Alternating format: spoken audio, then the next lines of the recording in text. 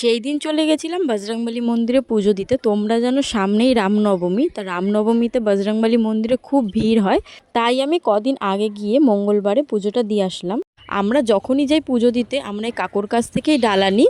তো সেইবারে কাকু ডালা সাজাতে গিয়ে একটা ভুল করেছিল, কাকু মালা দিতেই ভুলে গিয়েছিল। তারপর আমি গিয়ে আবার মালাটা নিয়ে আসি।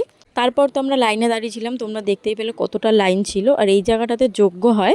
এতক্ষণ লাইনে দাঁড়ানোর পর আমরা অবশেষে সামনে পৌঁছালাম। তো আমরা ওপর থেকে পুজো দেখছিলাম। তারপর ফাইনালি আমরা পৌঁছে গেছিলাম বজরংবলীর সামনে।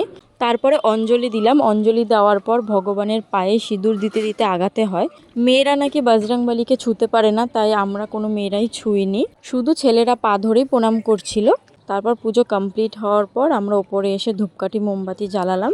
ধূপকাঠি মোমবাতি নিচে জ্বালানোর অ্যালাউ নেই, তাই ওপরে এসে এই জায়গাটাতেই সবাই ধূপকাঠি মোমবাতি ধরিয়ে ওখানে ভগবানের সামনে রেখে দেয়। পুজো কমপ্লিট হওয়ার পর আমরা বাড়ির দিকে রওনা।